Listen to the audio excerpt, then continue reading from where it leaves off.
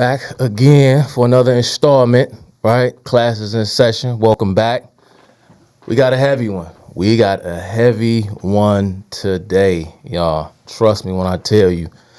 Because like I told y'all last time, if you checked out my Dark Side of the Black Panther Party and the Rise of Black Feminism video, you'll know that, I don't shy away from anyone, anything, anybody can get got, right? Because, we are in a state right now, particularly Black America, but America as a whole. We are in a state right now where we are drowning in a pool of confusion and misconception. Okay, now if you're checking this out on IG Live, I'm gonna stream for a little bit just to give y'all a little preview. I might not stream on IG Live the whole time because last time I did it, damn near killed my battery. I had to drive home with no cell phone late at night, which ain't cool. But yeah. So as I was saying, I kind of got lost for a second. So as you see in the title, if you're paying attention on Instagram, the title of this live stream is "The Second Death of Malcolm X." See, what I am beginning now is something that I am referring to as the death series, and this is the first installment of the death series. And why I'm calling this the death series is we're going to deconstruct the legacy and everything involved with certain individuals who are commonly heralded and referred to as heroes, as fighters for the greater good and the cause for, however you want to describe it, justice or whatever. And so we need to, since a lot of these individuals have already passed on and, made their transition, we are now having to deal with the legacies that they left behind. And we are going to kill a lot of the legacies of some of these people who are referred to commonly as heroes. But before I do that, let me do a little house cleaning, man. Last time I got tripped up, I was dealing with this concept. And it was funny because as I was going over my notes and everything that my outline for everything that I wanted to say, I was telling myself, because I was rehearsing this word over and over again as I was preparing for the presentation I did last time, the philosophical roots of fascism. And I came across this word and it tripped me up because I had never really, I hadn't seen it before. And as I was reading, I kind of got tripped up with it again as I was recording my last show. But the word was psychologism. That's the proper pronunciation of that word. If you don't know what I'm talking about, you could refer to my previous upload, The Philosophical Roots of Fascism. Psychologism, and it is a word that pretty much means the explanation or interpretation of events or ideas in psychological terms. Simple as that, right? If you want to know what psychologism means in a broader sense, or in the sense that how I refer to the term psychologism previously, go and check out my video on the philosophical roots of fascism. Also, I said something when I referred to the peace pact agreement that was made between Joseph Stalin and Adolf Hitler. I made a remark that that peace agreement went into the toilet when Adolf Hitler invaded Poland. Actually, that wasn't entirely true. A lot of times, I go off memory and I fly off script a little bit because I can't script and write everything down that I want to say. Right? It wouldn't be possible. But if I say something off script, I'm going to get you in the drop zone. You're going to be in the ballpark. All right. And I said that it was Hitler's invasion of Poland in 1939 that ended the agreement between Joseph Stalin and Adolf Hitler. That wasn't entirely true. The invasion of Warsaw in 1939 was the beginning of World War II. That triggered the beginning of World War II, and everything else that happened thereafter, of course, came downstream from that. And so Hitler's invasion of Poland in 1939 would eventually lead to the disintegration of the alliance between Germany and Soviet Russia, because, of course, Adolf Hitler, because by 1941 he had already declared the final solution the Nuremberg laws were well in practice, and Hitler was on a mission to exterminate all Jews everywhere, and he, of course, would invade the Soviet Union in 1941. That is what was the official moment when the Soviet Union and Germany parted ways. It wasn't the invasion of Poland because, as a matter of fact, Poland was an enemy at the time of both Soviet Russia and Germany. So Germany and the Soviet Union was allied against Poland, but that would later on lead to Adolf Hitler invading the Soviet Union in 1941, which officially ended their peace pact. Okay, now that we got that house cleaning out of the way, we're going to move on to the next thing. What's on tap? What is on tap for today? Let me pull something out of my trick bag, man, because I went to my collection and I pulled out some things. How many of y'all are familiar with this piece of literature right here? This right here, of course, is the autobiography of Malcolm X as told by Alex Haley. So this is the autobiography of Malcolm X. And we're going to deal with Malcolm X today. Remember, I told y'all nobody's off limits and everybody can get it, all right? Because there are a lot of misconceptions about Malcolm X. We don't know, much about Malcolm X beyond what we saw in the film. And, perhaps maybe what we read from this, because Spike Lee, the film that Spike Lee directed that was released in 1992, it was derived almost solely from this book. And I have been extremely critical of Malcolm X in the past, and I have people who have come to me, who support me, who agree with me by and large, but they have pushed back on me when I have went after Malcolm. They've said, well, nah, man, Malcolm began to change his life towards the end. He was evolving. He was changing. Was he changing? Okay. And if he was in fact changing, what was he changing into? How was his philosophy in fact evolving? We're going to break that down. I want to read a quote from Malcolm. This is Malcolm on January 19th, 1965. For those of you who don't know or can't remember off the top of your head, Malcolm X was assassinated, I believe it was February 21st, 1965. So he would be assassinated about a month after he made this statement. And he says, and I quote, "I believe there will ultimately be a clash between the oppressed and those who do the oppressing. I believe there will be a clash between those who want freedom, justice, equality for everyone, and those who want to continue the systems of exploitation. I believe there will be that kind of clash, but I don't think it will be based upon skin color." So Malcolm was changing, right? He began to embrace the brotherhood of all men, to quote my man's Jamal in the film House Party 2, after he made his Hajj to Mecca, which was in 1964, I believe it was. Let me check, because I wrote the exact date down. Malcolm left for his Hajj to Mecca on April 13th, 1964, where he abandoned the teachings of Elijah Muhammad and officially became a Sunni Muslim. And of course, he was dead not a year after he made his Hajj. So let's ask the question, from the time Malcolm made his Hajj to when he was assassinated, what was his beliefs during that 9 or 10 month stretch? We're going to get to the bottom of it. But before we do that, let's get to the root of what the beliefs of the Nation of Islam in fact are.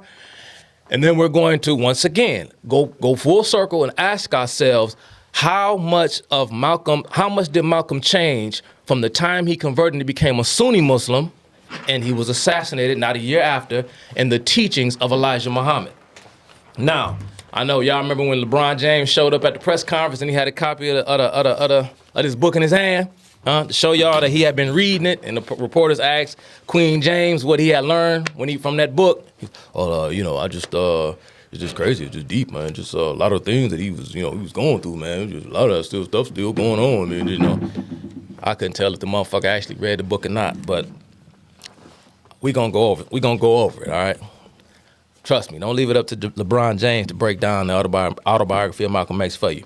So, like I said, I can't go through the whole book, but I just want to go through a couple of key parts, all right? Because when we think about the Nation of Islam, of course, we think about Minister Farrakhan, we think about Malcolm, we even think about Elijah. But the man who, of course, educated or taught Elijah, the so-called founder of the Nation of Islam, is a man by the name of Wallace Farad Muhammad, or W.D. Farad, he's commonly referred to as.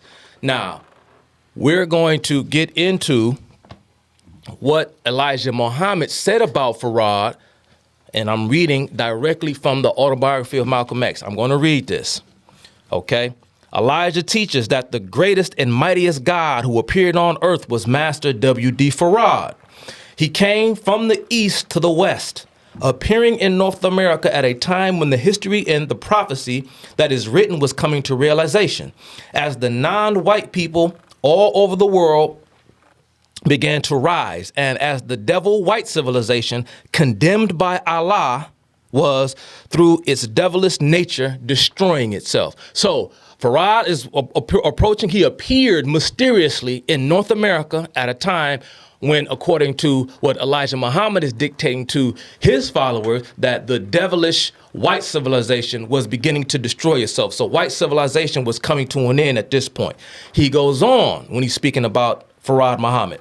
He says, Master Farad Muhammad. Now check this out now. Now check how he rationalizes this, because we remember what the Nation of Islam taught and perhaps what they're still teaching about the white man and so on and so forth. I don't know. I don't really follow the dictates on a daily basis of what is coming out of that particular movement and coming out of the mouths of its adherents, or Minister Farrakhan for that matter, but we know exactly what they were saying about white people back then. But check this out. I don't know if you all have ever seen a photograph of Farad Muhammad. There's one particular photograph of Farad Muhammad that you see if you would just do a Google image search. There's this one image of him, and it looks as though he's peering down and looking at a piece of literature or a book. But there aren't many photographs out there of Farad Muhammad, but he's clearly not Negroid or Africoid in appearance. He looks very pale. He looks white. Now, Elijah Muhammad says this of Farad Muhammad. Farad was half black and half white. Okay. So the founder of the Nation of Islam, Farad Muhammad, was half white. But the white man is the devil. Now, you can try to reconcile that, but I'll tell you what Elijah says. He says, he was made this way to enable him to be accepted by black people in America and to lead them, while at the same time he was enabled to move undiscovered amongst white people so that he can understand and judge the enemies of the blacks. Okay. Does that make, all right, okay, all right, you accept that? Does that make sense? I'll let you be the judge. So, you know, everything, you know, the first temple and all that, you know, as a Detroit native, you know, that's our claim to fame. I think Detroit was Temple 1, Chicago was Temple 2. I think the third one was like in Milwaukee or something. I can't remember, but anywho, so Wallace Farad in 1931, posing as a seller of silks, met in Detroit, Michigan, Elijah Muhammad. Master W.D. Farad gave to Elijah Muhammad Allah's message and Allah's divine guidance to save the lost found Nation of Islam, the so-called Negroes who were here in the wilderness of North America. Now, there's another piece of literature, man, that I want to look for that I couldn't find. It's another important book that, you know, is one of those must reads for, you know, particularly a lot of my, you know, my black righteous type folks. And that is Elijah Muhammad's book, Message to the Black Man. And you'll get a clear cut vision and picture of the Nation of Islam's theology when you read Message to the Black Man. And I'm going to be citing for Message of the Black Man from memory because I don't have a physical copy of that book. But I'm still going from the autobiography of Malcolm X. It goes on. Mr. W.D. Farad taught that the Negroes in America were directly descended from Muslims. He taught that Negroes in America were lost sheep, lost for 400 years from the Nation of Islam, and that he, Mr. Farad, had come to redeem and return the Negro to his true religion. Now check this out. Now here's where it gets deep. Elijah goes on. No heaven was in the sky, Mr. Farad taught, and no hell was in the ground. Instead, both heaven and hell were conditions in which people lived right here on planet Earth.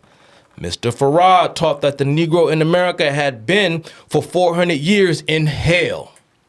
And he, Mr. Farad, had come to return them to where heaven for them was, back home among their own kind. Now, isn't that deep?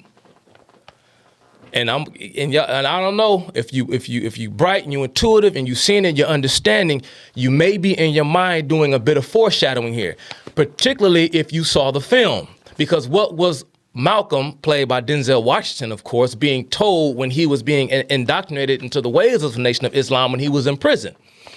He was saying, wait a minute, if you want to know, in fact, that the Bible is a legitimate, an accurate and valid document, look at the world around you, because everything that the Bible is talking about is happening here today.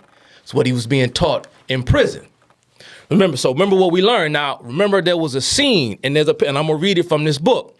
There was a scene in in the film Malcolm X, where Denzel's character, Malcolm X being played by Denzel Washington, he's out street preaching on a soapbox, and he's telling people, why are you following the white man's God, right? Because the white man is stealing, or should I say, he has his heaven on earth while you are going through hell because you are worshiping his God. So the Nation of Islam was teaching that heaven was, or should I say, the white man's earthly existence was in fact his heaven. So I'm going to, let's continue on because I want to reference Message to the Black Man. Master Farad taught that hell was on earth. Also on earth was the devil, the white race, which was bred from black, the original man, 6,000 years ago, purposely to create a hell on earth for the next 6,000 years. The black people, God's children, were gods themselves, Master Farad taught, and he taught that among them was also a human being like the others, who was the God of gods, the most high, the supreme being, supreme in wisdom and power, and his proper name was Allah. Now, check what I just said. And he taught that among them was also a human being like others. So what Elijah is teaching is that God, the true and living God, if you listen to the brothers, whether they be members of the 5% Nation or whether they be, members of the Nation of Islam, they will tell you that there is no spook in the sky because God is a true and living man. Now, Elijah Muhammad would say in Message to the Black Man that by way of the terms that are being used by the white man and his God and his religion, which would of course be Christianity, first Elijah Muhammad undermined the doctrine of the Trinity by stating that there is no way that one being could be three things. Now, I know that there are denominations and sects within Christianity itself that denies the doctrine of the Trinity. That's a conversation for another day. But Elijah Muhammad said that by simple mathematics, 3 does not go into 1. So there's no way that God could be 3. Also, Elijah Muhammad stated that if man is made in the likeness of God's own image, and the original man is a man of color, then God too must be black. And seeing as how human beings are not spirits, then the true and living God, he who created man, in a sense, must also be human, and of course, he must also be black. All right? Because the white man does not know God, because the white man has convinced you that God is a spook in the sky, that this is directly from Message to the Black Man, that God is a mystery according to the doctrine of Christianity, which is the white man's religion. And by definition, one cannot know a mystery. So the white man is trying to teach you about something that he himself does not understand. He's trying to teach you something that he himself does not know. All right? Now, it will go on. In 1934, Master W.D. Farad would disappear without a trace. Says he disappeared. Okay? So they might have make Farad Muhammad to be this mystical being, almost like he came from the east, came to the west, showed up in North America, summoned Elijah Muhammad, created this massive movement, and in 1934 he just disappeared. Do you believe that? Maybe you do. I know there's some brothers who members of the Nation of Islam, and that's what they believe. Okay, fine. Like I told y'all going into this shit, I'm gonna need security after this. Free the land. Because I'm not pulling bunches. Because enough of the bullshit. Enough of it. Nah. My man talking about free at last. Free the land. Oh. Free the land. Free the... Right. So, I almost lost my train of thought. Let's go back here. No, I was talking about because it was something I was ready to mention when I was talking about. So yeah, so Farad, so mind you, y'all, let me tell y'all a little inside baseball, because let me let y'all in on the process when I was doing this. I started to do this film was going to be about New Thought, the New Thought metaphysics, the movement of New Thought metaphysics in the early 20th century, about the newfound obsession with a doctrine referred to as the God within. See, the Nation of Islam used the doctrine that was created by Farad Muhammad, whoever the hell he really was, right?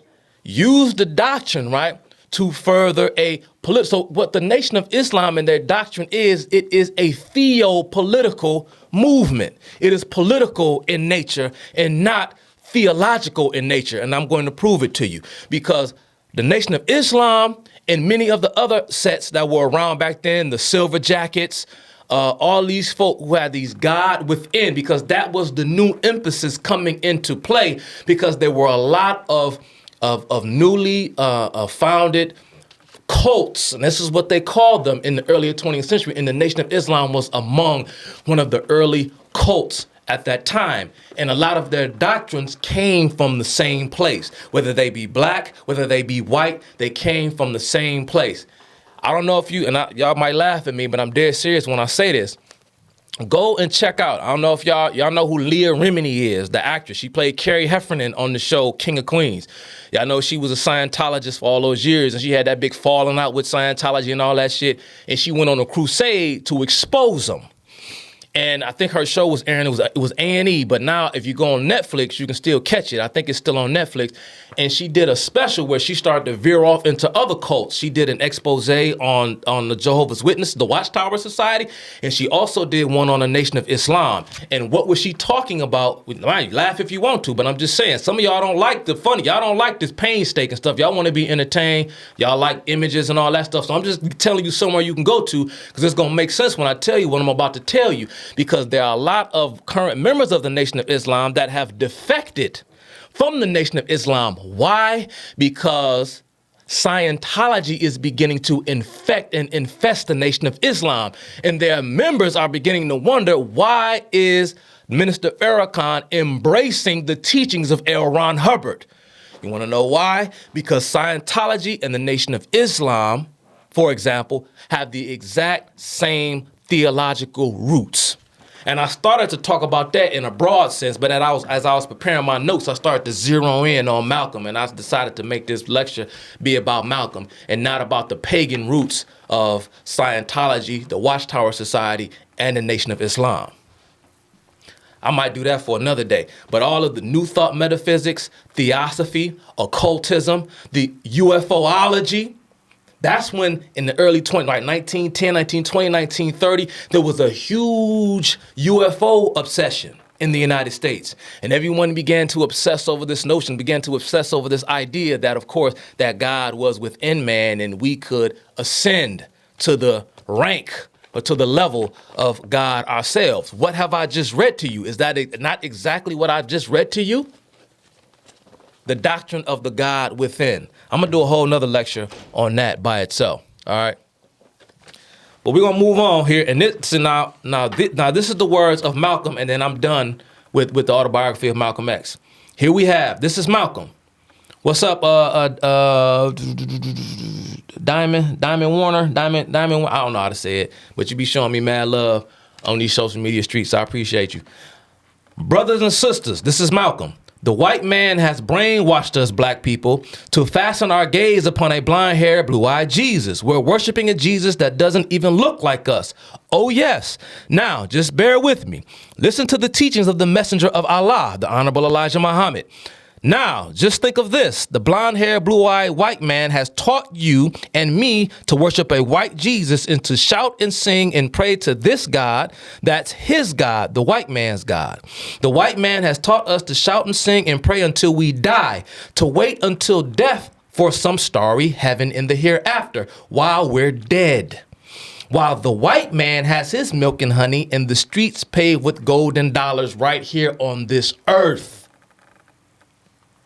You don't want to believe what I'm telling you, brothers and sisters. Well, I'll tell you what you do. You go out here, you just take a look around where you live and look not only how you live, but look at how anyone that you know lives that way. You'll be sure that you're not just a bad luck accident. And when you get through looking at where you live, then you take a walk down across Central Park and start to look at this white God had brought to the white man. Look at what the white God brought to the white man. I mean, take yourself down there at take a look at how the white man is living. So what Malcolm is saying, what he was saying back then, is that the white man's worship in the white man, or the white man's worship in his white God, his white Jesus, or the very conception of Christianity in general, not just the graven image of Jesus Christ. He's saying that it is their belief that has, right, facilitated their earthly treasures. So the white man has some kind of Creflo Dollar, T.D. Jakes kind of prosperity gospel thing happening. That's what Malcolm is suggesting here. And he goes on, and I'm done with this. And don't stop there. In fact, you won't be able to stop for long. His doorman is going to tell you to move on, but catch a subway and keep on downtown. Anywhere you may want to get off, look at the white man's apartments, his businesses. Go right up down to the tip of Manhattan. To this devilish white man stole the land that the devilish white man stole from the trusting Indians for $24. Look at his city hall down there. Look at his Wall Street. Look yourself. Look at his God. What am I saying, man? And what am I pointing? Why is that significant? Listen closely to what he's saying. I just said that the Nation of Islam's doctrine is not a spiritual or a theological doctrine. It is a political doctrine.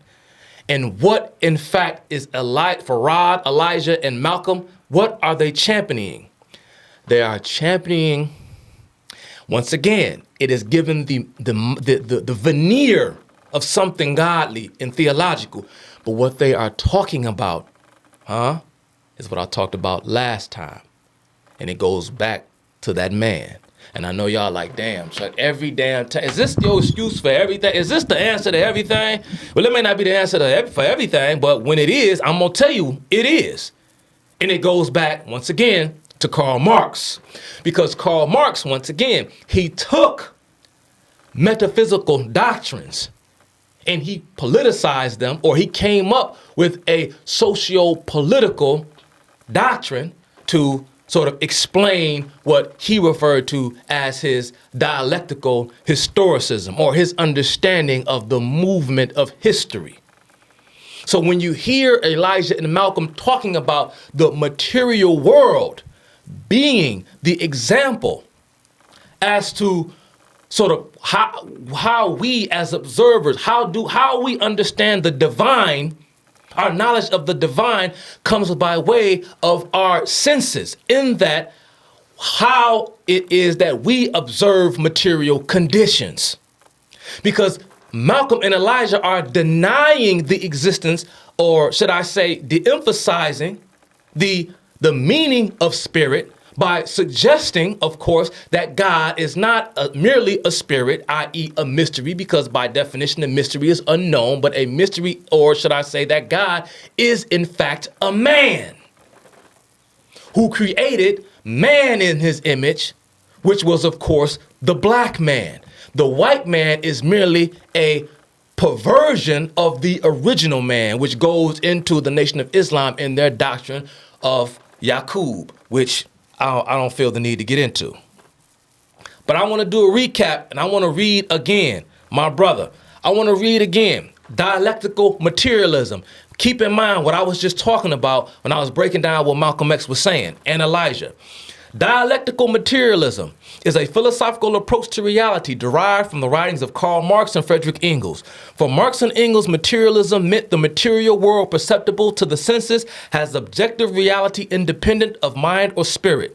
They did not deny the reality of mental or spiritual processes, but affirmed that ideas could arise, therefore, only as products and reflections of material conditions. Okay? So when Elijah Muhammad, Malcolm X, and the rest of them, when they are suggesting to you that heaven does not exist in the hereafter, heaven is a condition that exists on earth, they are expressing to you a paganized sort of form of what Marx and Engels created called dialectical materialism. Because knowledge can only be gained by way of what is perceptible to the senses. So the white man must be the devil. He has to be, right?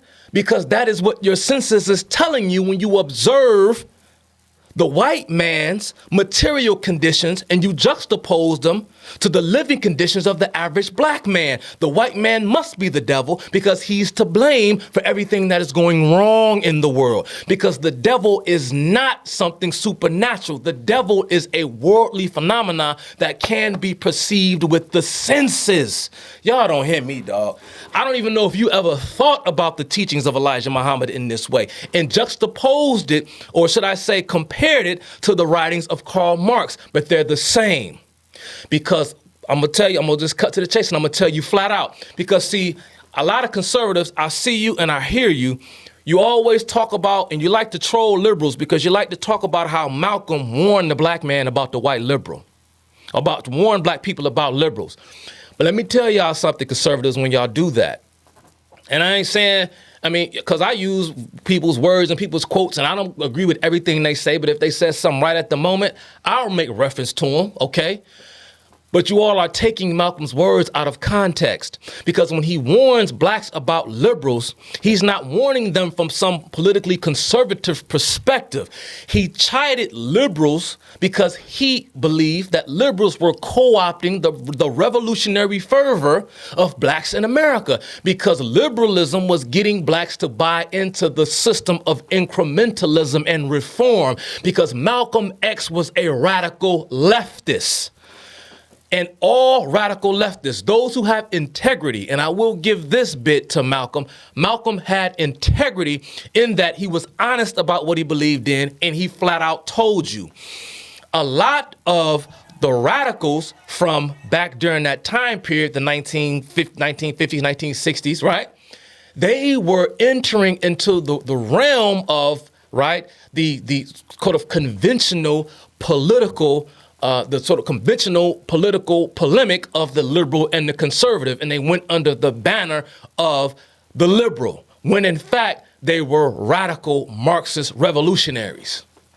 And Malcolm said, no, because the liberals are trying to co-opt the black man. He didn't have any kind of warm-eyed, doughy-eyed feelings about American conservatives either. He just didn't like the fact that a lot of blacks were moving over to the Democrat Party. But Malcolm didn't like that because Malcolm was a leftist.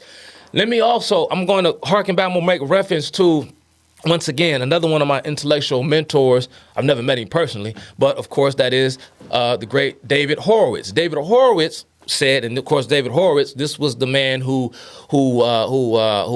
just completely gave up on his Marxist beliefs after the death of Betty Van Patter. I covered this in another live stream as well. Or not live stream, in another YouTube video also. The death of Betty Van Patter. But David Horowitz was beginning to pull back from the left even before that happened, because he didn't like the tactics that the left were employing, because he was not an Alinskyite, meaning that he didn't believe in lying to get his way.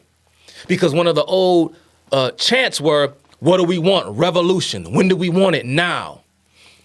David Horowitz was like, if Marxism is good for America, then let's go out, right, in good faith and make the case. Because if Marxism is in fact the way, then why do we have to lie? Why can't we just be honest? And David Horowitz, when asked, David Horowitz said, we hated liberals, the new left. We hated liberals back then. And in an interview, David Horowitz was asked, why do you hate liberals? David Horowitz said, we hated them because they were liberal. That's why we hated them, because we believed that liberals were co-opting the revolution. Because a lot of these, revolution, when do we want it? When do we want it now? They all went off and they all became assemblymen and mayors and governors and congressmen and, members of the Black Panther Party would go off and run for office and, right? They would run for office, many of them, right, on the Democrat ticket. They all became Democrat politicians. Okay? So let me briefly give y'all a brief overview. I talked about dialectical materialism last time, but I just wanted to kind of come in and put it in a nutshell again. The theory of knowledge Marx and Engels started from the materialist premise that all knowledge is derived from the senses. So remember the scene when Denzel is in the prison and he's telling him, stop thinking about the Bible in that way. Apply it to life. Apply it to not just life in a morally archetypal way, but apply it to life in terms of how you perceive of what is coming in through your senses. What do you see? Who has been the people that have been abusing you all your life? Remember that? And he had a flashback of the white women that he dated. He had a flashback of the white teacher. He had a flashback of the Ku Klux Klan when they murdered his father and set his father on the railroad tracks, murdered his dad. And mind you, I get Malcolm, it was a different time. And I get it and I understand. And I give Malcolm grace because he was from a different time. But I'm saying to you, some of you, we don't live in that time anymore. And many of you still think like Malcolm thought. Because do not think that what Malcolm was proposing would not have resulted in something far worse than what was actually taking place, because what is bad can actually get worse, right? And I'm gonna explain it, because he's going back in his mind and he's saying, wait a minute, everybody that I never know that ever done me wrong was white. So the white man must be the devil, because that was his material life. That was his actual experience. So, going back to the doctrine, and I'm gonna move on to the next thing. The doctrine of dialectical materialism of Marx is tantamount, or it is kin, or it can be compared almost thought for thought, word for word, with Marx and Engels' philosophy of dialectical materialism. Now we're gonna move on, because a lot of people have been saying that, well, Malcolm X changed during the latter part of his life. Well, I'm going to tell you, in many respects, yeah, Malcolm may have changed, but Malcolm became more dangerous. And when I say he became more dangerous, people say, when Malcolm became an internationalist, oh man, I let the cat out the bag. When Dr. King became an internationalist, he became a threat to the powers that be. But I got news for some of y'all now. Because when y'all talk about the powers that be, you separate yourself. You say, well, that ain't me. We talking about the United States government or the big banks, big oil, big pharma, this and that. It's always these larger than life entities, right, that have all this control over our lives. So when you think that somebody is a threat to the powers that be, you think that, well, that ain't me. They ain't a threat. If Malcolm is a threat to the powers that be, that must mean that he's, what Malcolm believes is good for me, because I don't like the powers that be. I got a problem with them, right? But there are no solutions in life, only trade-offs.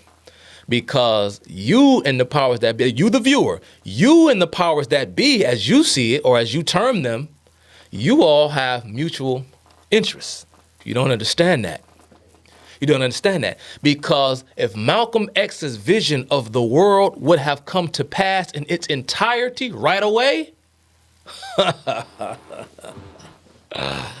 oh man. See, it's funny because a lot of like Malcolm, Martin, a lot of these people, they passed away. They died before right? So we romanticize, we play around with their ideas, like yeah, you know what I mean? We play around, but we don't have no idea. Well, what the fuck? So if Malcolm X had control, if Malcolm X was the king of the world, if Malcolm X was the king of America, what would America look like based upon what he believed? We don't ask ourselves that question. We just like to chant slogans and hang posters on the wall or post pictures and memes and shit. So Malcolm changed at the end of his life. Okay. Let's see how much battery life I got left. Okay, I'm gonna let y'all see in a little bit. I said I wasn't gonna let IG sit in on the whole thing. I just wanted to kind of tease y'all a little bit. So y'all remember when Colin Kaepernick wore that T-shirt to Miami, huh? When he was still in the league, but he was benched at the time, and he was going with his kneeling, his whole protest thing he was doing. And remember, he wore the shirt with Malcolm X and Fidel Castro to the game in Miami of all places, right? Heavily Cuban population, and he was asked by a Cuban reporter. I don't know if he was from the Miami Herald or where he was from, but he said, "Man, why are you wearing that shirt? Do you realize who Fidel Castro is?" And Colin Kaepernick pushed back and he ignored. He said, "Well, this is to commemorate Malcolm X." He said, "But I know, but he's sitting next to Fidel Castro." But whatever, this for Malcolm X. This ain't about Fidel. I don't want to talk about. This is for Malcolm. And he kept pushing back on him. And then what did Colin Kaepernick do? Eventually, he started to defend Fidel Castro. Talked about the educational system and the health care and so on and so forth. Because why Cuba is a monumental failure, of course, is the fault of the United States, not the Cuban regime. But I want to talk about that meeting. The meeting between Fidel Castro and Malcolm X took place in 1960. I'm going to give a little backdrop into what took place at that meeting and what that meeting was all about, all right? Now, this was a meeting. Fidel Castro and some of his delegates, they came to New York. There was some, well, let me see. I'm trying to remember it off the top of my head, but I do have some sources here. This is a magazine. This is an article in Slate magazine, and a lot of this information came from a book that was written by a journalist. I'll have his name in a second, but the book he wrote was entitled Fidel and Malcolm X. That's the name of the book. Okay. Now, the Castro meeting illustrates. This is the writer for Slate. Let's see when this article was published. This is a fairly recent article. This article was published in 2016, written by Rebecca Onion. Okay.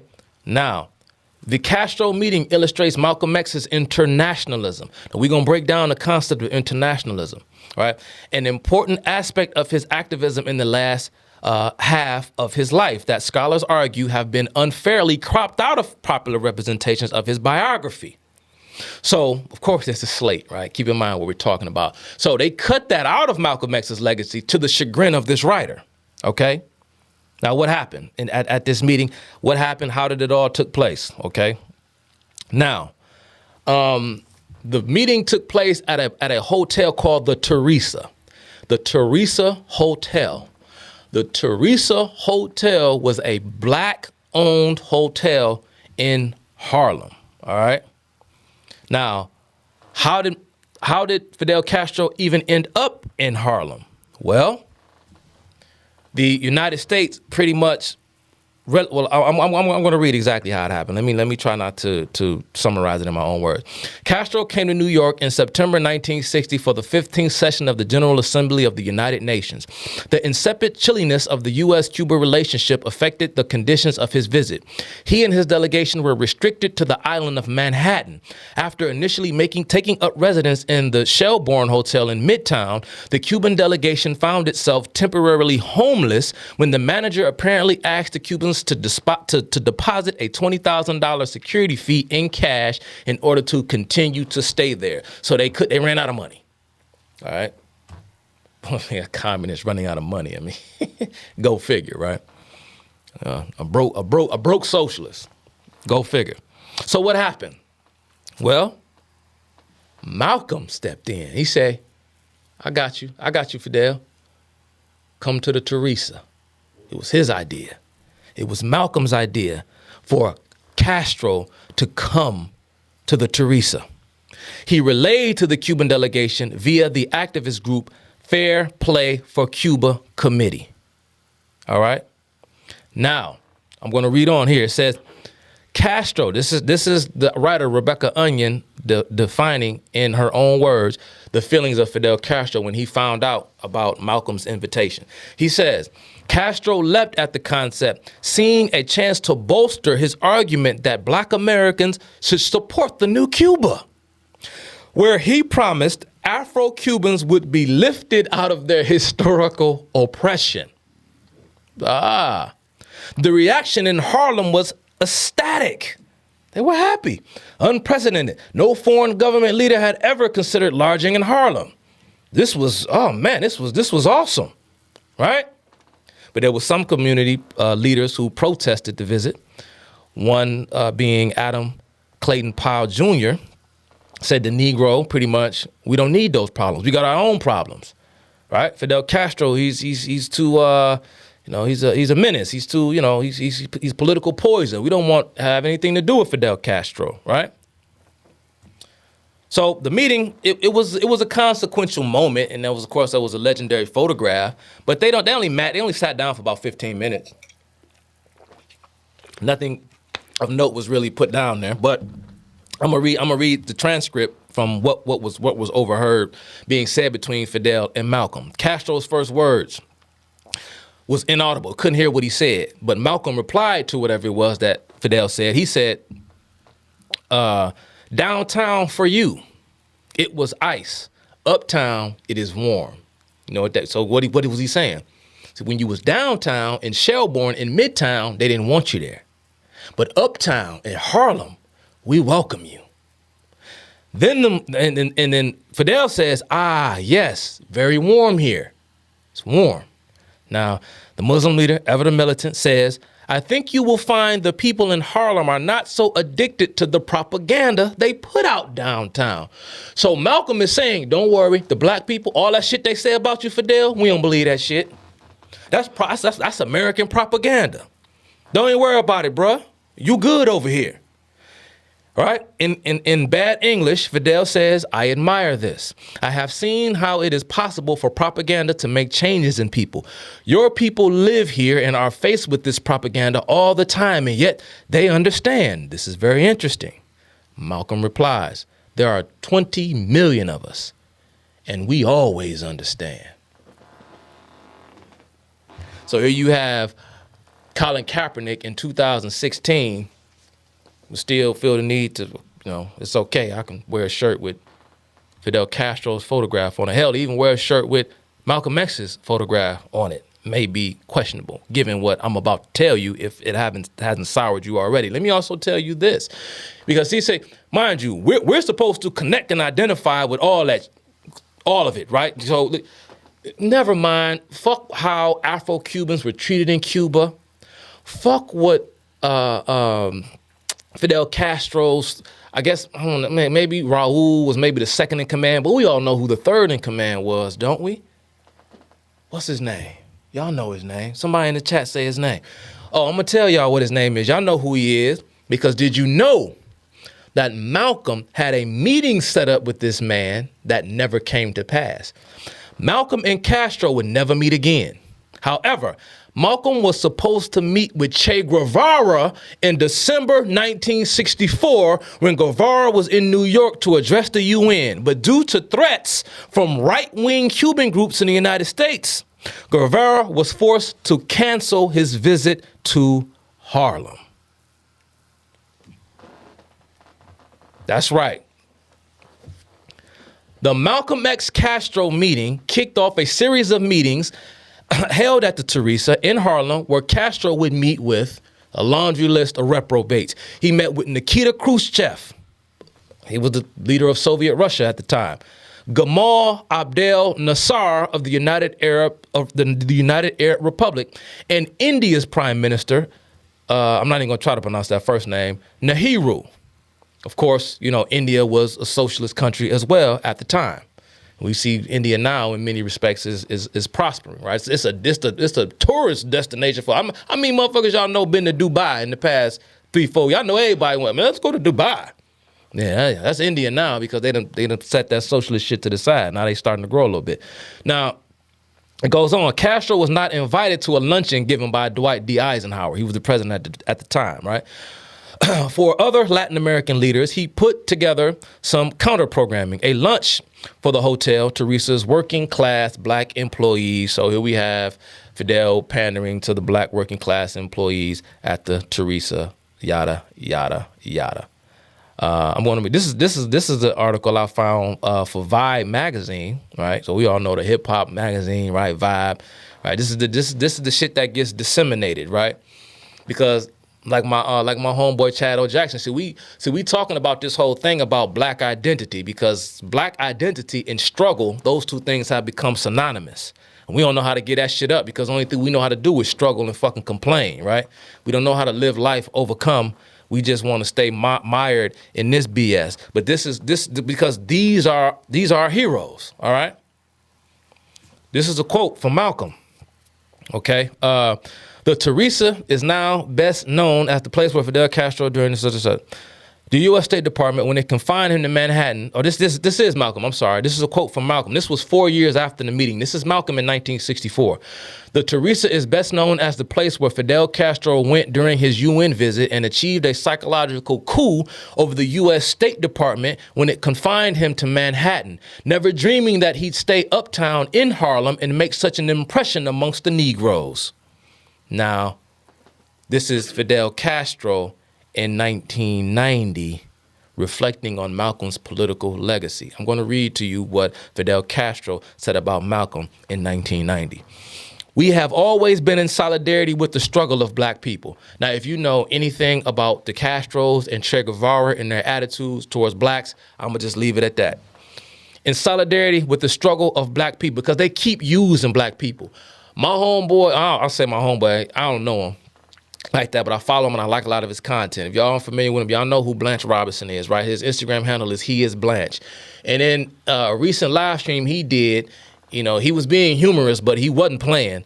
He talking about how, man, black people, we so low down, man. Black people we gonna usher in the Antichrist, man. We gonna fuck around and be the ones to bring in the Antichrist.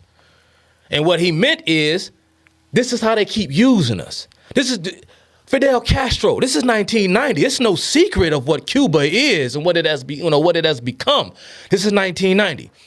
You still got motherfuckers they don't know, they don't see it, okay? America, it's America's fault. America's the problem, not Cuba. I got it. Okay, so Fidel Castro says, we have always been in solidarity with the struggle of black people, of minorities and the poor in the United States. We have always been in solidarity with them, and they have been in solidarity with us. We must fight to defeat the campaigns, the schemes, and the lies, all that are aimed at separating us. I think that in these times, we need that friendship more than ever, and we need your solidarity more than ever, and we fully appreciate it, because we understand that one has to be very courageous to support Cuba in the United States. I wonder, was Fidel Castro singing this same song in 1962 when he threatened to nuke the United States? And he said that, matter of fact, Fidel will go on to say that I don't even give a damn if that results in the destruction of Cuba. I will sacrifice the entire country for the cause of taking down the United States. So for all you pro-Cuba motherfuckers out there, yeah, Fidel Castro was about to nuke your ass in 1962 at the behest of Soviet Russia until my man, I'm gonna call him my man's, but JFK made that phone call to Nikita Khrushchev and told him, hey, Nick, reel your dog in. Because, y'all, you don't know about the Cuban Missile Crisis, just go and look it up, all right? Just go and look it up. But just ask yourself, did Fidel Castro give a damn about black folk when he was finna nuke your ass back in 1962? Cuba has an important role to play, a very big responsibility, because there were people who thought that the revolution would collapse just like socialism in Europe. But of course, this country will resist. We are waging three great battles: the political battle, where we maintain the unity of the people, the support of the people, the determination of our people; the economic battle, which is even more here than elsewhere, given the conditions we face; and the battle for defense. Was Cuba struggling with was Cuba having all these struggles prior to? Huh? Yeah, but Batista, yeah, he was brutal. Yeah, Batista was tyrannical. He was Fidel Castro's predecessor, and the United States supported the Batista regime until they couldn't support him any longer. Don't get it twisted. The Cuban Revolution was allowed to happen. I don't mean to get too conspiratorial because I don't want to go off the beaten path. But once again, it was and I love you revisionists out there who blame the embargo, the trade embargo that we put on Cuba. That's what destroyed Cuba, not its communist economic policies and its political totalitarianism. No, that's not what destroyed Cuba. It was the United States that destroyed Cuba. But it was Fidel Castro who turned his back on the United States first, because we made overtures to Fidel Castro, and instead of partnering up with the United States, he partnered up with the Soviet Union. As a matter of fact, when Fidel Castro was brought to the United States shortly after the Cuban Revolution of 1959, he was asked, and you can go and look this up on YouTube, you may be able to find it. He was asked out in the open on camera, is he in fact a communist? He said no. They asked him again, what about your brother? He said no. He said, well, what about your sister? I think it was his sister-in-law, his brother's wife or something. Anybody you know or anyone around you, are you a communist? Do you plan on having this communist country in the Western Hemisphere right on the border, or right next door to the southern border of the United States? He said no. And well, we all know how that turned out. He lied. Because Fidel Castro had visions and dreams of destroying the United States ever since he was a teenager. It's in his letters. But y'all don't know shit about Fidel Castro for real, for real. Y'all don't know. Y'all just still want to walk around with Che Guevara t-shirts on like I did when I was 18 and dumb. We have to work in 3 directions, but we are not doing this for ourselves. We are doing it for all those just causes of the world. At a time of skepticism, optimism, and the hope of the people will again be born, because the negative forces will not prevail. Happy, because this was on Malcolm X's birthday. Happy born day, Malcolm. May you rest in freedom. Oh, ain't that sweet, Fidel? May you rest in freedom. Now we get to the juicy part. Because he met Fidel in 1960. I know what a lot of y'all are thinking. Man, it's 1960, bro. I mean, Malcolm died in 65. Y'all, we all say that Malcolm was making changes. Here's a book. Mind you, I pulled this out, had to dust it off, put it out of my collection. I had to go through it. This book was written by George Brittman. George Brittman, I think he has multiple books written about Malcolm X. This book, I know y'all can't see it because it's probably coming in backwards. It's titled The Last Year of Malcolm X, The Evolution of a Revolutionary. And I'm going to be quoting and citing from this book, because what happened is, and this is part of the beef, the split between Malcolm and Elijah, because Malcolm was, he was becoming very frustrated with the nation. He was becoming very frustrated with Elijah. Why? Because Elijah was trying to reel Malcolm in. Not just solely due to jealousy, or Malcolm was becoming too popular. He was becoming the titular head of the Nation of Islam and so on and so forth. Malcolm was about action. Malcolm was about business. Malcolm was saying to Elijah, saying, man, listen, dog, we can't keep telling people all this pro-black. We can't keep selling them this shit if we ain't doing nothing. Right? So when people start saying, well, Malcolm and they are black separatists. They were black separatists. But Malcolm changed and became an internationalist. What implications does that have for the United States and the wider world? We're going to find out. Because Malcolm was always about political activism just as much, if not more so, than he was about his theological and religious life and commitments. Because he was like, man, Elijah, y'all ain't really about this life. Y'all remember when chickens coming home to roost? Elijah told him, man, too many people love JFK to work. They love that man. You better not say nothing about JFK. Malcolm went right out there and said, sounds seem like chickens coming home to roost to me.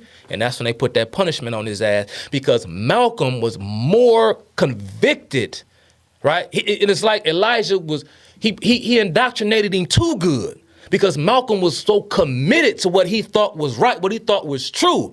And Elijah was like, man, I mean, it's like, I mean that shit, bro, but I ain't talking about kicking some fucking ass, but I ain't trying to overthrow the United States. You want to know why? Because Elijah was getting money. They had enterprises, businesses. Nigga, you about to fuck up the apple cart, man. We getting money. Malcolm say, fuck that. I thought we was about a vision of resurrecting the...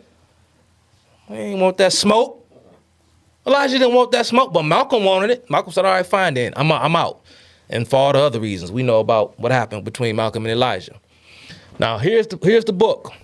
Now, quote, now keep in mind now, Malcolm went on his Hajj. When did he go on his Hajj? Let me remind y'all. He left for the United States. I don't know when he arrived in Mecca. It may have been the next day or whatever. And while he was on his Hajj, he visited all kinds of places. But he left for his Hajj on April 13th, 1964. He was assassinated on February 21st, 1965. Not even a full year. So Malcolm changed, right? Okay, we're going to find out if he changed. When Malcolm set out to build a new movement, he had to face the task of working out its relations and attitudes towards other forces in this country and abroad. That is, to determine who his allies and potential allies were. Numerically, black people are a minority in the United States, between 1/10 and 1/9. This creates conditions strategically and tactically different from those in countries where blacks are the majority, and affects both thought and action about alliances and allies. The one that is most widespread, it was originated by the propagandists. These are the words of George Brentman. Propagandists for the ruling class, has the blessings of the government and is accepted and propounded by all the moderate Negro leaders. And it goes on. Since Negroes are a minority of 10 or 11% at the time, the odds are against them. They must recognize that they cannot get equality or significant concessions in that direction until they get acquiescence and support of another 40% or more of the nation, that is the whites, who range for most part to liberal to conservative. Now, herein lies the problem. So what is George Brentman saying, and how is he relating it to Malcolm? Let me see how much power I got on my phone. I'm gonna let y'all stay as long as I can. Check this out now. What Brentman is saying, he's saying that the American political paradigm of left and right, liberal versus conservative, is not conducive to what it is the black man should truly be fighting for.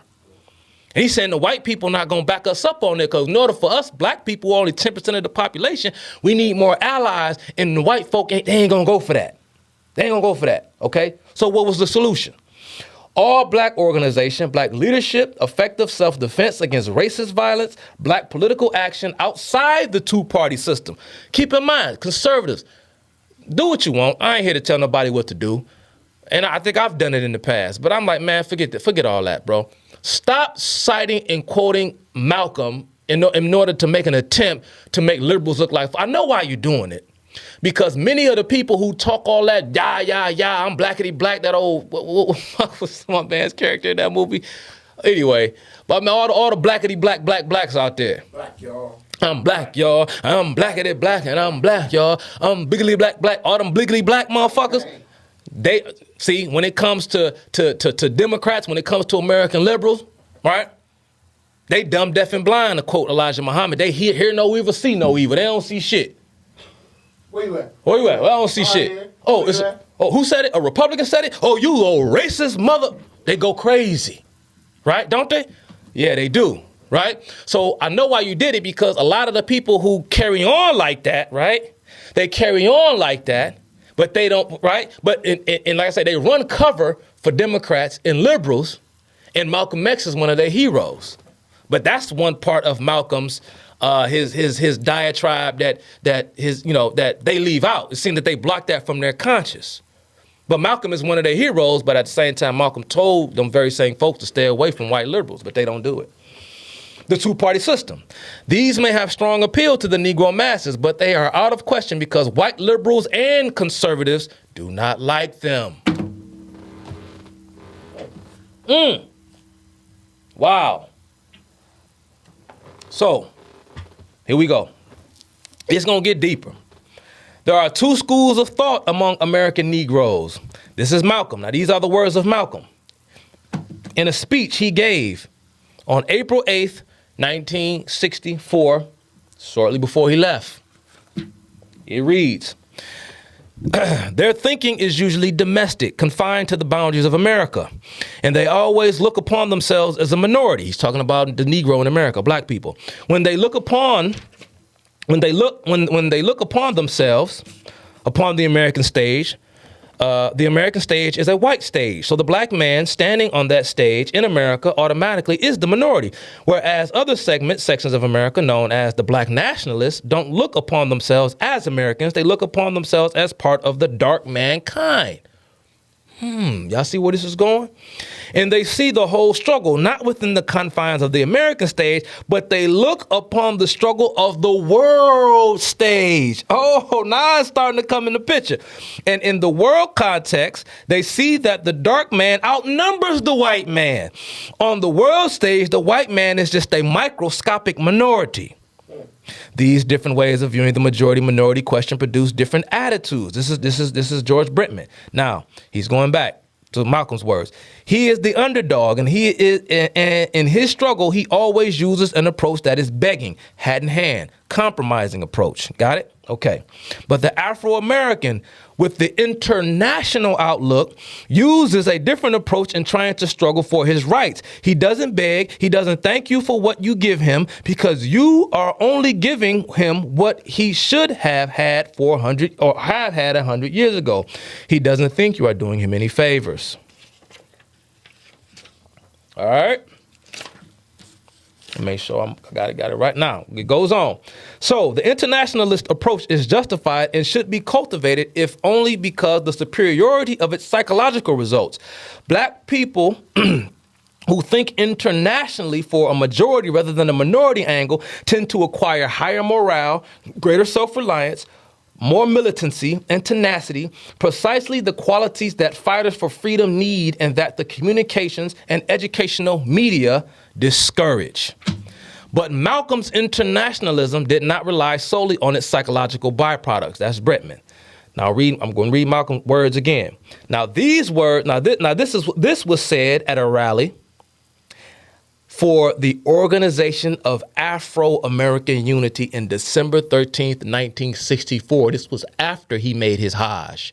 Now, I'm going to talk about the Organization of Afro-American Unity, what it is, what it stands for, and where it came from, where the idea of the Afro-American Unity Organization came from. Malcolm started this organization, and he was given this idea by way of what he observed when he went on his Hajj, when he traveled to Africa and noticed the workings of a group known as, slightly different name, but instead of Afro-American Organization for Unity, it's called the Organization of African Unity, which was started by a man by the name of Kwame Nkrumah. Kwame Nkrumah. Malcolm was taking examples from Kwame Nkrumah. And if you don't know who Kwame Nkrumah is, stick around because I'm going to tell you. I told you a little bit about Fidel, but I'm going to tell you about Nkrumah also. We need allies. As long as you and I think that we can only get allies from the Bronx or allies, from Uptown, the Grand Concourse, where you don't live. As long as you and I think that's the only source or area from which we can get allies, our source of allies are limited. But when we realize how large the earth is and how many people there are on it, and how closely they resemble us, then we can turn to them for some sort of aid or to form alliances. Then we'll make a little progress a little faster. Okay, here's Malcolm. Now this is the kicker. This is Brittman. The best and most numerous allies of American Negroes, in Malcolm's opinion, were to be found abroad. And that was where he placed his primary emphasis in that last year. He set out to convince black people in this country, in Africa, in this country, and Africans, Arabs, Asians, and Latin Americans that they have common interest in a common enemy. The international power structure is the common enemy of the African, the Arab, the Asian, and the Latin American. Who am I leaving out? Think about what I just said, man. So Notice how Malcolm X is characterized and considered to be the force, the figure that reinvigorated the Pan-African spirit. This is why Malcolm X is considered to be somewhat of an idol or an icon amongst the Pan-African theoreticians, because Malcolm was a Pan-Africanist. Because, see, and this is when people say Malcolm began to change. Yes, he began to change because he said, man, listen, dog, my religion is my religion. Set that aside for a second. But when it comes to my politics, this is how I'm moving. Malcolm became more secular in that regard because, of course, he wanted to build with non-Muslims who, in fact, had a beef with the international power structure.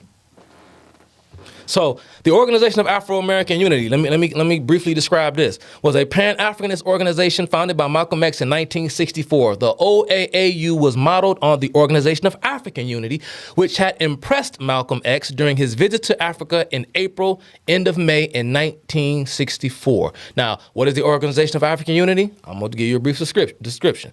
The Organization of African Unity was an intergovernmental organization established on May 25th, 1963 in Addis Ababa, Ethiopia, with 32 signatory governments. One of the main heads of the OAU's establishment was Kwame Nkrumah of Ghana.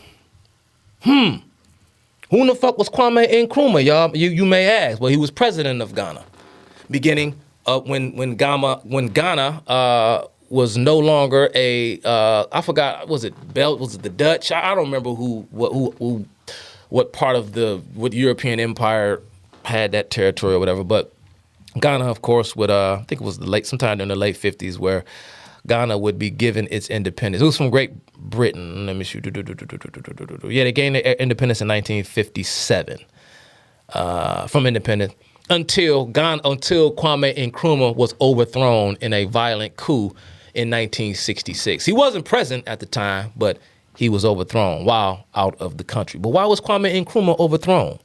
We'll get to that. But let's talk a little bit about who Kwame Nkrumah was.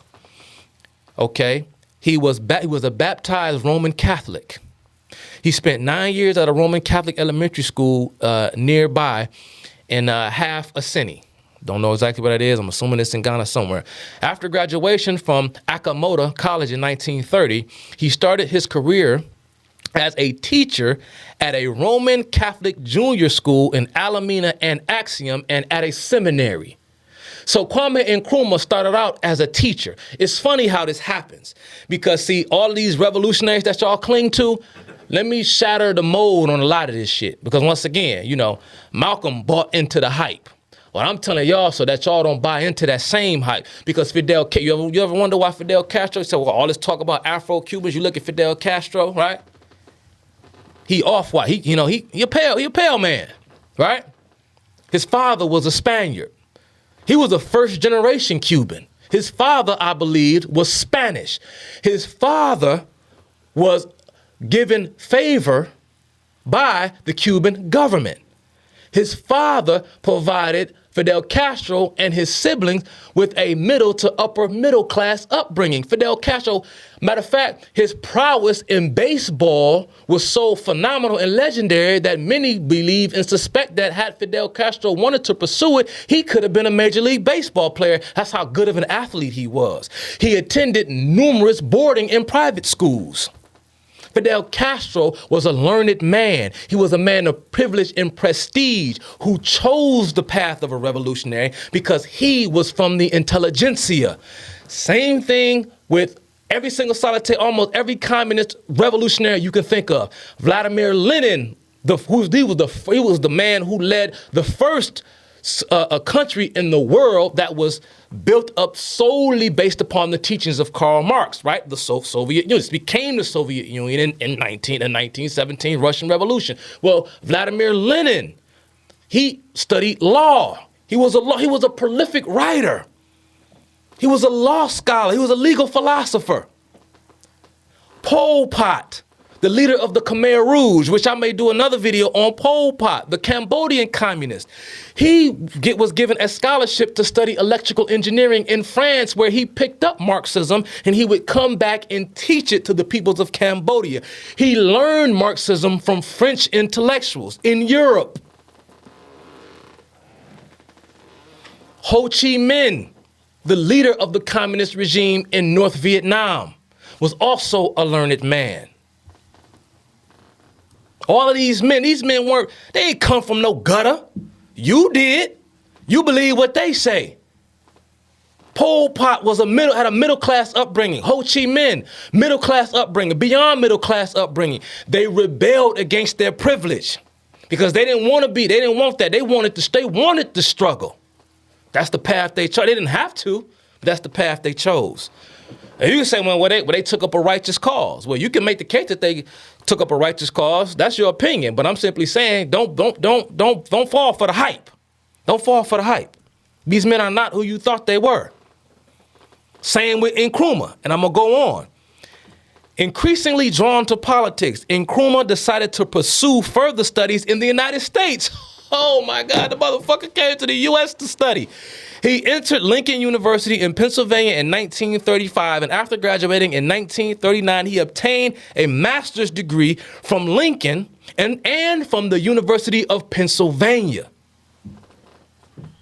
The University of Pennsylvania.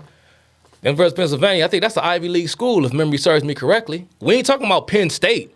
We talking about the University of Pennsylvania. He studied, guess what he studied now?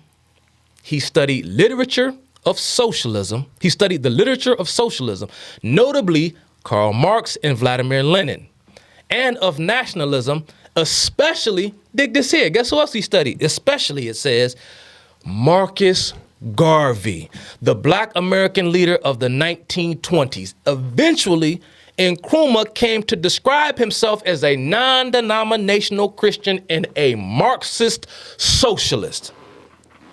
So when y'all running around, or should I say, when you looking at the African continent today, you blame the Organization of African Unity that was led by Kwame Nkrumah. I've said this 1,000 times, and this is why I'm going into it now. This is why I'm breaking this down. Because the plight of a lot of African countries have nothing at all to do with the legacy of colonialism, just like your condition, black folk, has nothing to do with the legacy of slavery. It has everything to do with the ideology and the worldview that you embrace today.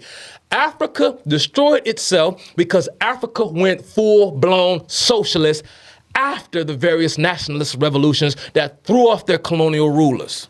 As a matter of fact, it was so bad, you see, because many of the European empires said, well, what we'll do is we will create a transitional government, right, to show you all how to maintain and how to manage the society based upon what we've set up. Because, ladies and gentlemen, even after, right, the Afrikaner regime abandoned South Africa when apartheid was over, in many respects, South Africa got worse. Why? Because going back to what I said earlier in this talk, in this discussion, in this oral dissertation, things can go from bad to worse.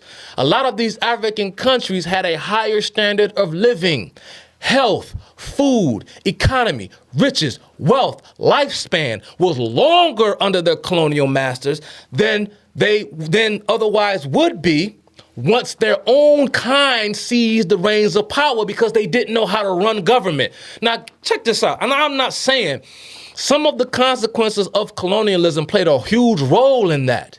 Because when you look at a lot of the political territories that were carved up, it was totally arbitrary. And a lot of, here's the thing, you all, what you don't consider. A lot of these countries, whether it be Zimbabwe, whether it be Rhodesia, whatever, all these countries, they were now countries that had to find a homogeneous identity around which to gather. But a lot of times they were countries that were comprised of a bunch of warring tribes that had never gotten along. You had relative peace, and I know the imperial powers did some brutal the Dutch. My God, they were among some of the most brutal colonialists. I'm not whitewashing it, but what I'm saying is there was brutality and intertribal warfare going on before the colonies were set up, What happened was, once the European powers left, those tribes got back to fighting with each other over who would rule the roost. It's like the pigs and Animal Farm. Once the Europeans left, all hell broke loose because they went back to doing the same shit they had been doing, because while the European colonial powers were there, they had the military might and the cultural might to referee all that bull. No, y'all ain't doing that, motherfucker. This is a British colony. So you are all British subjects. I don't give a fuck what tribe you from, who this, who that. No. Y'all all the same. So when it came to African nationalism, this quest to figure out what Ghana would be, they went back to beefing the same way they had always been beefing. And many of the African leaders and revolutionaries, they didn't want a transitional government. They say, get the fuck out, leave now. And the Europeans said, I'm warning you, if we leave y'all now to your own devices, all hell gonna break loose. And they didn't listen. That's exactly what happened, right? And I want to look it up, but you all know, and whether it's Nkrumah, Patrice Lumumba, men like, it's happened to Steve Biko, all these men who we look to. Mind you, a lot of their ideas and concepts, again, of Afrocentricity and black culture and everything came from Western intellectuals. There was nothing uniquely African about anything that they were doing. Nkrumah. And he immersed himself in African politics and did all this stuff, and the rest is history. What ended up happening was, we're going to go to the end of Nkrumah's life. He died of cancer in exile, right? What happened was with Kwame, meanwhile, I'm just cutting to the chase, and there was several attempts on Kwame Nkrumah's life, but he was eventually overthrown while he was doing like what do you call it? What do they call those trips from politicians that go to other countries, these diplomatic trips? They try to build up relations with other countries. Well, that's what Kwame Nkrumah was doing. What ended up happening was Nkrumah busied himself with the ideological education of the new generation of black African political activists. Meanwhile, the economic crisis in Ghana worsened, and shortages of foodstuff and other goods became chronic. On February 24th, 1966, while Nkrumah was visiting Beijing, of course, why wouldn't he go to Beijing, right? We know, Beijing. He probably went to go see Mao Zedong right alongside W.E.B. Du Bois. They were probably all there together. The army and police in Ghana seized power. Returning to West Africa, Nkrumah found himself in Guinea, where he spent the remainder of his life, where he died of cancer in Bucharest in 1972. Let's see how much battery life I got left. All right. I'm gonna try to let y'all hang out to the end because I'm just about done. But I just want to break down, so just so y'all know, and I'm gonna bring it back full circle to Malcolm so y'all can see exactly what I'm talking about. See, these are the kind of men that Malcolm was building with. He was building an international coalition that was predicated and founded upon the teachings and the philosophies of Karl Marx.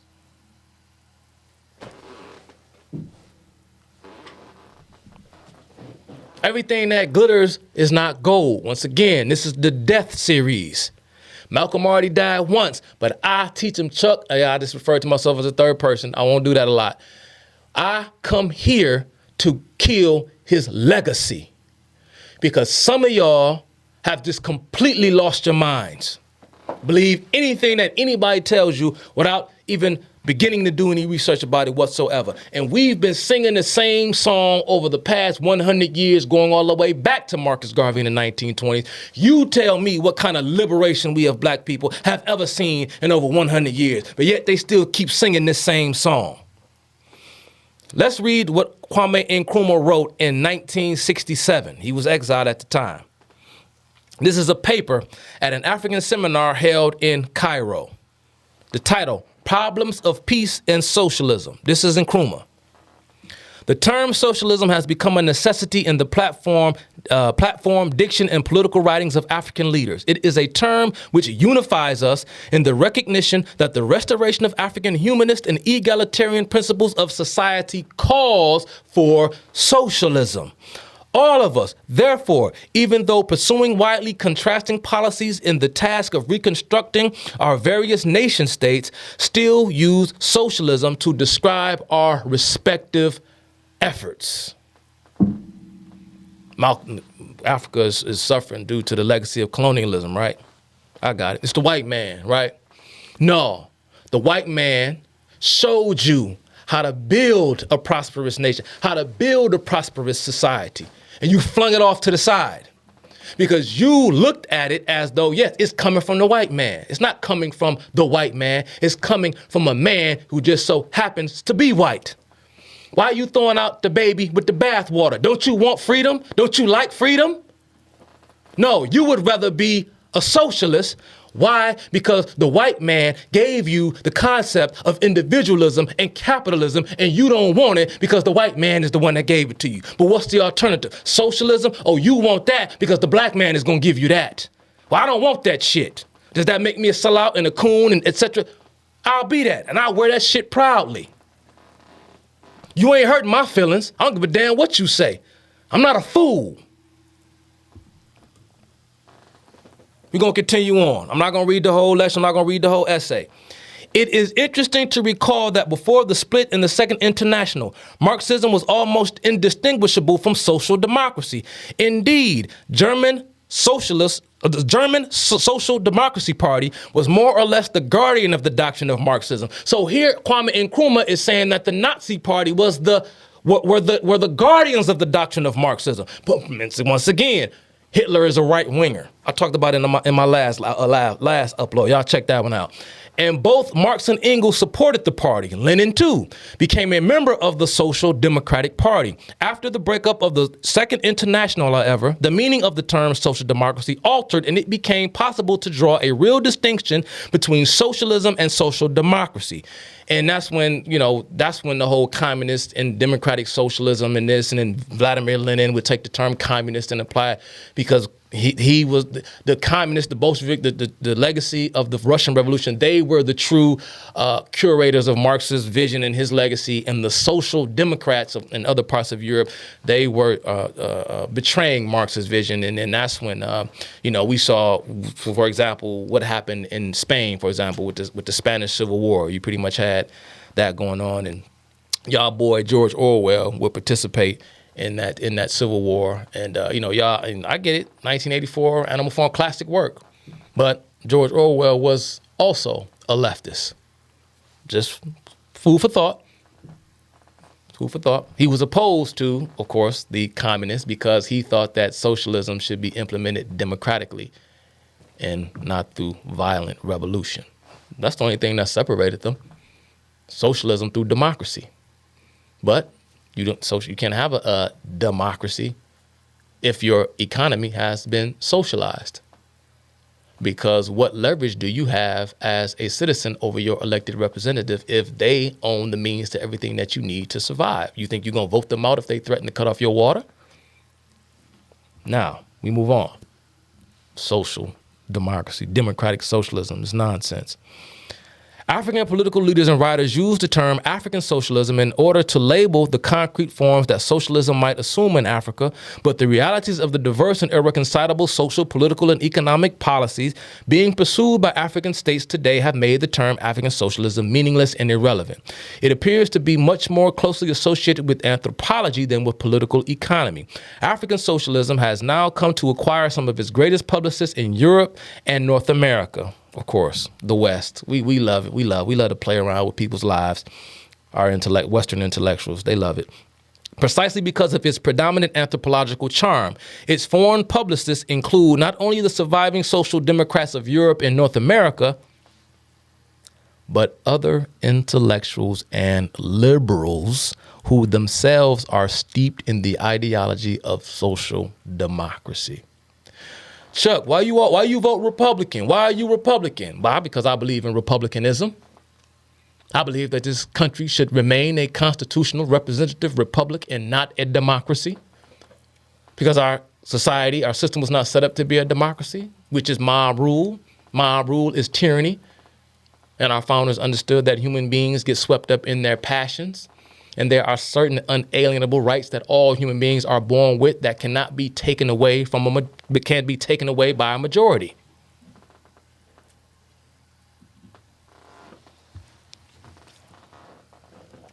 Move on.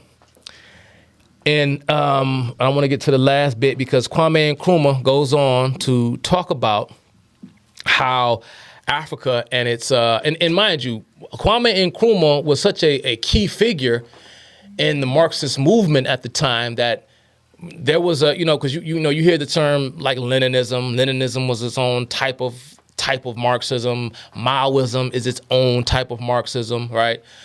Nkrumah, he had his own, this kind of African socialism became known as Nkrumahism, which is another subset of the Marxist doctrine. Now, y'all know who Dr. John Henry Clarke is. I remember Dr. John Henry Clarke saying in one of his lectures, he was talking about socialism in one of his lectures, and he said that the white man stole the idea of socialism from the black man because Africa was a socialist society before the white man had even heard of it or had even coined the term. Well, Kwame Nkrumah says the same thing. Socialism is not spontaneous. It does not arrive of itself. It has abating principles according to which the major means of production and distribution ought to be socialized if exploitation of the many by the few is to be prevented. If this is so, egalitarianism in the economy is to be protected. Socialist countries in Africa may differ in this or that detail of their policies, but such differences themselves ought to be arbitrary or subject to a varying of tastes. They must be scientifically explained as necessities arising from differences in the particular circumstances of the countries themselves. There is only one way of achieving socialism, Kwame says, by the devising of policies aimed at the general socialist goals, each of which, in its particular form, from the specific circumstances of a particular state at a definite political period. Socialism depends on dialectical and historical materialism. Oh my God, Chuck, man, that's why everything got to be about comedy? Why you keep going back to that? I'm showing you why. Upon the view that there is only one nature, subject to all its manifestations, to natural laws, and that human society is in this sense part of nature, subject to its own laws and development. So that's just a little bit of Kwame Nkrumah's doctrine, a little bit of his outlook on life, politics, and economics. And you wonder why Africa still struggles. You wonder why Black America still struggles. And I'm going to end this with this, bring it back full circle to Malcolm X. So that was Malcolm X at the end of his life. Malcolm X was a devout Marxist. I'm going to read these words. I'm going back to The Last Year of Malcolm X by George Bretman, and that will conclude this particular presentation. Go back. On the basis of his own experience and observation, he had come to believe, as Marxist believes, that Negroes need and will find dependable allies among certain whites. But like most Americans who become radical in the 1960s and 1950s, when the labor movement remained in the grip of conservative or reactionary bureaucrats, he did not share the belief of the Marxists that the working class, including a decisive section of the white workers as well as of the black workers, will play a leading role in the alliance that will end both racism and capitalism. So now you got two splits. You got labor and you got race. So we see in Malcolm in the 1960s, right, the burgeoning in the beginning of identity politics and intersectionality. What's more important, class or race, labor or racial issues? Because, yeah, poor whites may have a lot in common, or working class whites may have a lot in common with working class blacks, but can we depend on working class whites to be our allies? Malcolm didn't think so, but he changed when he became Sunni. Malcolm, this is Bretman, was pro-socialist in the last year of his life. But this is according to Brittman, and I disagree with him about to read, but not yet a Marxist. Why was Malcolm not yet a Marxist? Because Malcolm didn't believe that racial lines could be crossed for the sake of doing away with, going back earlier to what I read, with the international power structure. He saw that white workers, only as they were politically immature, lacking in independence, blinded by prejudice, and not as they might or would become under different conditions. He saw and said that the capitalist world was in crisis and certain to experience stormy change, but he did not see that the American workers would be swept up in the crises and altered by it. And it goes on to talk about how white Americans would adapt to the changing capitalist landscape. But capitalism was, of course, a dying system. Malcolm X would say the same thing, so would W.E.B. Du Bois, etc., etc. So that's it, man. So Malcolm, ultimately, once again, he was a socialist. Two ways. Because your life represents your time, and your time correlates exactly, in many instances, to what you've done as far as your labor. So your life has a price, time has a price, your labor has a price. Somebody has to have ownership of your time.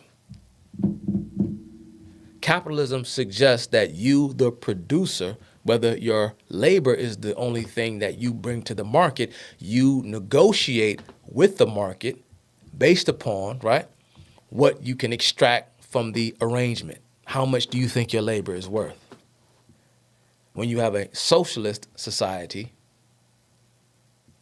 man is not capable of determining the value of his own life. Malcolm was wrong. Kwame Nkrumah was wrong. Fidel Castro was wrong, and on and on and on. No matter how you slice it, no matter how much blackety black shit you dress it up in, and use race as the pretense for collectivism and an undermining of the individual and his rights, no matter what excuse you use, no matter if you are Hajj, Malik, Shabazz, whatever his Muslim name, Arabic name was, no matter who you are, if that's what you believe, I don't care how talented of a demagogue you are, how talented a speaker you are, how witty and how charismatic you are, you will always be wrong. Check me on the next time, man. Peace.